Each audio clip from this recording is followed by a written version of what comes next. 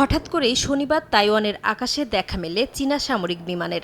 জলপথে শনাক্ত হয় জাহাজও। তাইওয়ানের প্রতিরক্ষা মন্ত্রণালয় জানিয়েছে, শনিবার সকাল পর্যন্ত দ্বীপটির আশপাশে ২৯টি চীনা সামরিক বিমান, ৬টি নৌযান এবং ২টি সরকারি জাহাজ শনাক্ত করা হয়েছে।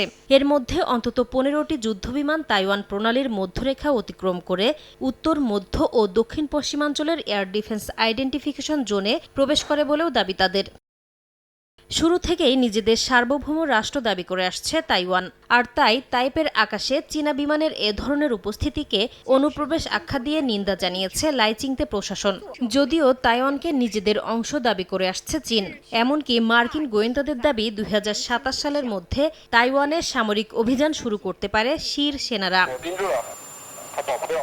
এর আগে একই দিন আরও ২৮টি চীনা যুদ্ধবিমান যৌথ আকাশ ও সমুদ্র মহড়ায় অংশ নেয়, যার মধ্যে ছিল জে-10, জে-16 ফাইটার জেট ও কেজে-500 নজরদারি বিমান। এ ধরনের ধারাবাহিক মহড়া ও অনুপ্রবেশ তাইওয়ানের ওপর সামরিক চাপ বৃদ্ধি এবং প্রতিরক্ষা সক্ষমতা পরীক্ষা কৌশলের অংশ বলে মনে করছেন বিশ্লেষকরা, যা ওই অঞ্চলে উত্তেজনা আরও বাড়িয়ে তুলছে।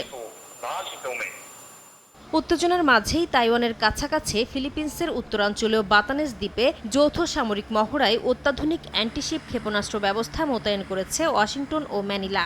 নেমেসিস নামের এই ভ্রাম্যমাণ ক্ষেপণাস্ত্র ব্যবস্থা প্রায় ১৮৫ কিলোমিটার দূরের লক্ষ্যবস্তুতেও আঘাত হানতে সক্ষম। চীন যুক্তরাষ্ট্র প্রতিদ্বন্দ্বিতার প্রেক্ষাপটে তাইপের কাছাকাছি এই মোবাইল সিস্টেম মোতায়েনকে কৌশলগত বার্তা হিসেবে দেখছেন বিশ্লেষকরা। নাসরিন রুমি, সময় সংবাদ।